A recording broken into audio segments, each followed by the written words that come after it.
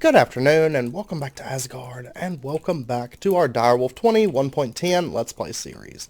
So like I said, today, the first thing that I want to do is I want to get flight. And so we're here in the Nether, and I did make a couple golden lassos here. One of them in specifically, we're going to add a drop of evil to it, and that's going to get us this cursed lasso, which that drop of evil, it's a fairly common drop from wither skeletons. So, it's not all that rare. It's not nearly as rare as, say, a wither skeleton skull or anything would be. So, it's not too bad. But anyway, the cursed lasso is basically like a golden lasso in that it can capture creatures, but the difference is that it captures hostile mobs instead of passive ones, and in order to capture a creature, you have to get its health down until it's almost dead in order to capture it. Oh, I see draconium down here. So anyway, I'm going to run around and look for a ghast that is not way up in the sky. Ideally, we want one that's fairly close to the ground in order to snag for our golden lasso, because we are going to have to wound it just a bit before we can capture it. So anyways, give me a minute while I search for one. Alright, we've actually got a couple ghasts in this area. So my goal right now is to get one in a soul vial, and then we can easily spawn it in a place that is a bit more advantageous to us, I guess you could say. There we go. We got our ghast in a soul vial.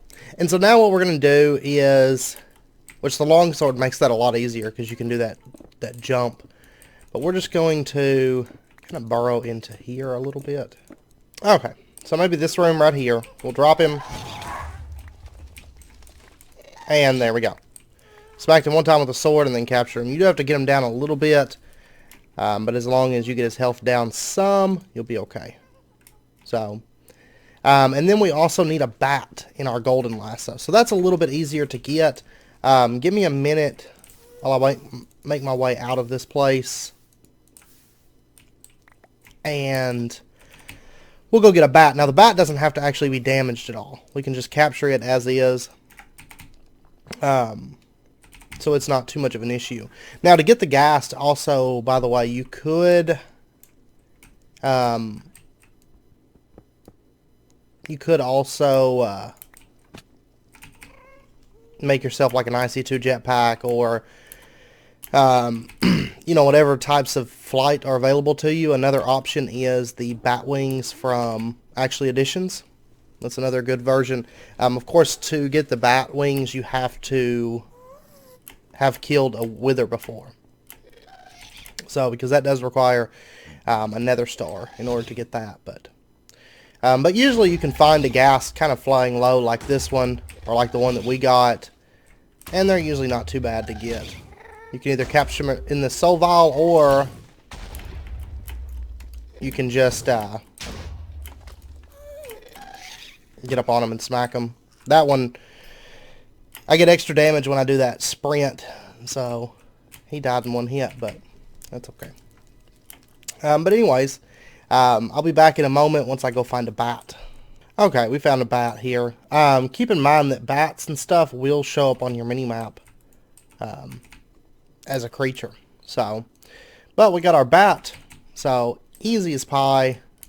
Now we just have to go back. We just have to go back home now and make our angel ring. Also, now that we're back at the base, over here I derped last episode. You may have seen the annotation I added on there. For some reason, I guess I was gung-ho about showing you guys the super sword drive or something. But Rafiki commented on the last video and was like, "Why don't you just put the storage bus on the drawer controller?" I don't know why I didn't, honestly. That's normally how I set it up, but if we just put the storage bus onto the drawer controller, that'll give us access to all the drawers, instead of actually having to go through and put one on each of these. I don't know why I was doing that. But anyways, you guys got to see a super storing drive, so there you go. I did expand this out a lot. We have a lot of our primary stuff over here. I actually didn't set one up for sugarcane. now that I think about it, but that's okay. We don't have sugarcane fully automated yet, so. And I put emerald upgrades into some of them, ones that I could afford at the moment. But anyways, now we can make our angel ring. Now there's a few different versions. I think that we're going to make this golden one, this standard gold one, at least for now. We may change it down the road, but as you can tell, the main things that you have to get is the bat and the ghast. The rest of this stuff is super, super easy. So we'll go ahead and snag that, and good stuff. Life just got a whole lot easier because now we have creative mode flight. So, very, very good. And of course, this does use GP. It's 32 GP whenever you're flying as a cost, but of course, with our extra utilities set up for GP right now, GP is not really an issue at all. Also over here, sometimes this happens. When you start digging really, really fast, it'll leave behind dirt. But over here, I've started building out the next area. I didn't really want to continue with it until I had flight, because you guys may not realize this, but building these things out, especially the higher floors without flight, is horrible. Absolutely horrible. It's a lot of like placing ladders, placing blocks, climbing, and doing all of that. So I didn't really want to push on until I had flight. So, and another thing that I want to set up just really, really quickly is my Anywhere toolbox design that you guys may have seen either in all the mods, or I did like a really short tutorial for it. But let's just throw this thing down. Basically, it's just an indexer. Okay, I guess we're just going to put it down like right here. And then all we got to do is set up a chest. Like say like right here. We'll put it on top. Transfer node and transfer pipes. And then if we just shift right click that, we'll have access to this chest. And what we do is we can throw in like tools, and so that we can order these anywhere we go without having to have like a bag to carry around on us or something like that. Because what happens is, I don't have any speed upgrades. But anyway, what happens is if you start carrying those tool bags and things like that around with you, if you were to die, of course, and sometimes it's not always your fault. Like in all the mods, I had something happen with roots and lost literally all my tools. And I mean, there's no way that I could reclaim them. This way, we've got all of our tools just saved in this. And we don't have to worry about losing them at all. Because at worst, if we were to die, we just lose the indexer. And of course, we can just make another indexer, no problem. That's not a big deal. Alright, so today I want to work on AE2 storage. So if we take a look here, I went ahead and made up some materials off camera that we're going to need today. But autocrafting is definitely something that we want to get into ASAP, because manually making things by hand is terrible. It's no fun at all. So anyway, we're going to get a few of these crafting units. I'm going to go ahead and get 6, because I think I'm going to start with 3 CPUs. So, let's go ahead. We're going to get some 1K storage components, and I think we're going to start with 4K crafting storage. And our 4K storage, and then we just have to combine those with the crafting units, and that's going to get us our 4K crafting storage. Now, in addition, we can also make these crafting co-processing units. I'm going to go ahead and make them. I personally like having these things. Basically, they're going to allow, say, a certain CPU is working on crafting wooden sticks, and it's making it from oak logs or whatever. If you have a crafting co-processing unit, it can, maybe at the same time it could work on making the planks from the wood and turning some of those planks into sticks. Basically, it's able to handle more parts of the craft at a time. So it's not stuck just doing one thing and waiting and then doing another thing and waiting. And as we progress, some of the stuff that we're going to want to make is going to be a bit more involved, I guess you could say. Now, honestly, the CPUs are eventually going to go upstairs whenever I build the 3rd floor to this this area. But for right now, due to not having the 3rd floor, I'm actually going to break this. I don't need this anymore. I went through all of these and emptied them and everything. But for right now, we're just going to set up our CPUs, and then we'll do our crafting co-processing units on this. And basically, these are multi-blocks. You can build them pretty much as big as you want to, but they need to stay in some kind of a square-based pattern. So, you know, if I was to add, say, another block right here, another crafting storage or crafting co-processing unit over here, then it wouldn't work because it's an L shape instead of a square shape. So, or square or rectangle, I guess I should say. So anyways, now that we have those are going to actually handle our crafting projects. If we look here, we can see what it's crafting and everything. And the more of these you have, the more things, the more projects it's going to be able to take on at once. So right now we have 3 CPUs, so we can have it crafting towards 3 different projects at a time. So that's the way that works. And the larger your crafting storage is, the more intricate something it can do. So, you know, if I was to, say, order 5,000 Tesseracts with this CPU, it's not going to work because 4K crafting storage is not going to be enough to handle that big of an order. But, and that intricate of an order as well. But if we build a bigger CPU with, say, some 64K storages and stuff, then it would be able to handle it. Probably 164K storage. And then the next thing that we're going to want is we're going to want some interfaces, which I already had some made from our previous setup from the last episode. And then we're going to want to get ourselves some molecular assemblers. Alright, so we got our molecular assemblers and our interfaces. And for right now, once again, I don't have as many resources as I would like, or I mean as much space as I would like. So we're just going to set this up. I'll just bring my molecular assembler out, my interface here. Now normally I would put molecular assemblers all the way around this, but for right now I'm just going to start with 1 and 1 until I get more molecular assemblers made. And we'll do something like this. But me personally, I like having the 4 molecular assemblers per interface so that it'll craft faster. It can handle more things. You know, has more places to craft and whatnot. But I've also seen some people do like multiple interfaces per molecular assembler. Like we could then bring, say, this stuff up like that, and so on. Now keep in mind that only the interfaces require a channel. The molecular assemblers themselves do not require a channel. But now that we've got that, the next thing that we're going to want is patterns. We'll get one of these, I guess, and then we're going to need to make a pattern terminal. There we go. We got our achievement, and then we'll put the pattern terminal, and with this we can actually make ourselves patterns and everything.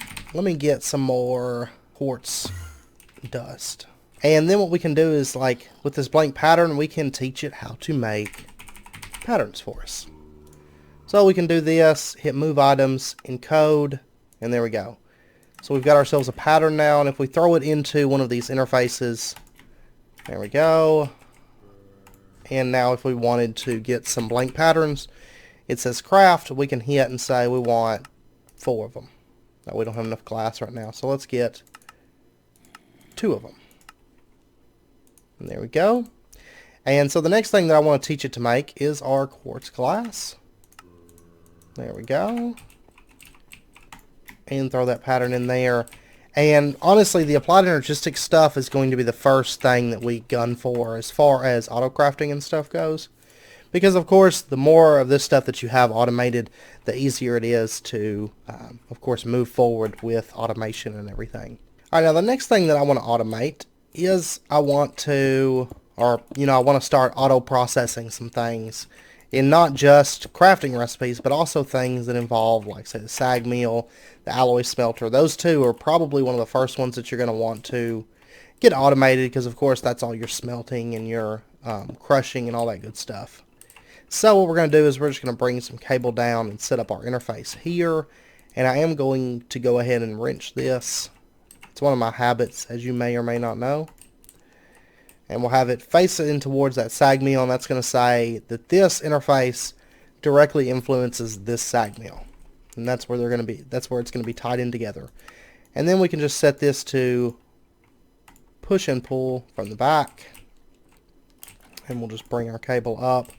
And now what I want to do is I want to teach it that if it takes nether quartz and crushes it, then it's going to get nether quartz dust. And you want it to be in this processing pattern, that way you can set the output as X item instead of it being, you know, a crafting based recipe or something. And so now what we can do is we can pop on down to here, throw this pattern into this interface. That's going to tell it that this sag mill, you know, will create that item for us when it's given power. And then we just have to get our sag mill powered up. I just ran power under the ground here from this side. And so now it's ready to go. It's got, you know, it's got a pattern, knows how to make that. If we said give us some nether quartz dust, say we want 10 of that, it's going to start running through. And there we go, there's 1. Okay, we're out of patterns right now. But now if we took, let's steal this nether quartz dust, and let's tell it that we want 10 patterns. Now, it doesn't have any of this glass, it doesn't have any of this nether quartz dust or any of that, but it's going to craft all that stuff in order to, you know, get it for the patterns. So we can see right now it's making nether quartz dust. And there we go, it just made 5 of it and went ahead and made 1 of the quartz glass and made a couple of the, whoops, I didn't mean to cancel that actually. The next thing that I want to automate is an alloy smelter. Because it's another thing that will definitely come in handy. And, whoops, we don't actually need that. As long as these interfaces are next to each other, they're going to connect, so that's not really an issue. But we're going to leave this on furnace mode. I may end up setting up another one for actual alloys. But this one, I want it to cook stuff for me. So one thing that we could do is we could teach it if it takes wheat. Because I hate making bread on my own. That's never fun to do. But anyways, if it takes wheat, and so we can take this 2 flour and set it in there. Let's go in to copy it and tell it, okay, you're going to get 2 flour for this. Let's go ahead and encode it. And then if we take our flour, we're going to get bread. We're going to encode that one. And we'll throw this recipe in here for the flour, and then the recipe for the bread into here. And so now if I came up here and I ordered some bread, I'll start crafting, and if we pop down here, you'll see that the alloy, or the sag mill and the alloy smelter are running. They're producing bread. I did forget to put this to in and out on the back. Alright, and then let's go ahead and we'll automate our charger as well. So we'll just bring some cable underneath our interface, put down this interface right here, and let me go ahead and just wrench it. It's one of my pet peeves. I like having the stuff manually wrenched and told where it's going to go and everything. So we've got it down right there, and then we'll put the charger down right here on top of this. And then we need to give this charger power. So we'll just pull some cable over into the top of it like that. That's going to give it power. And then all we have to do to automate it, and we'll plug it into this charger. And we're going to tell it that it can insert into this interface. And we don't have to filter anything and have it pull out to the charger. We don't have to do that because the interface is already going to input into the charger for us. And so then we just have to say you're going to extract always active charged Sardis quartz crystal is the only thing that you can extract. And then what we can do is we can set up a pattern, normal Sardis, and runs it in there. It's going to get charged Sardis. And we'll put the pattern into there, and now we should be able to request charged Sardis. So let's go give it a shot, and there's 2, and so on. And so let's pop down here and take a look. It is popping it in there, and it's going to be pulling it out as soon as it makes charged. So that is easily automated for us. Alright, and the last thing that I want to do before we end out the episode is I want to get ourselves a crafting card. And we're going to teach our system to always keep, let's say, a stack of bread on hand. So anytime that I need food, I can come over here, and I know that there's going to be a stack of bread in this AE system. So what we can do is we can set up, let's go, and we'll just set it up right here for right now. We're going to put down an interface, like right here. Then we'll put a storage bus onto that interface, and let's connect it up. And then what we're going to do is we're going to put our crafting card into our interface here. And what that does is anytime that the interface needs something that it's told to have, it will be able to craft those items in order to keep them in stock. And so then what we can do is we can say always keep 64 bread in here. And so you'll notice that it just made a bread. And if we pop down here, we can see that it's cooking up bread right now. It's breaking down wheat into flour, and it's cooking that up into bread. And it's going to keep doing that until there's a full stack of bread in the system. And if we take a look here, we can see the bread right here. We don't actually have to come over to this interface in order to get the bread. We can just see it just right here. And while we're at it, let's go ahead and tell it to keep, say, a stack of this charged Sardis on hand as well.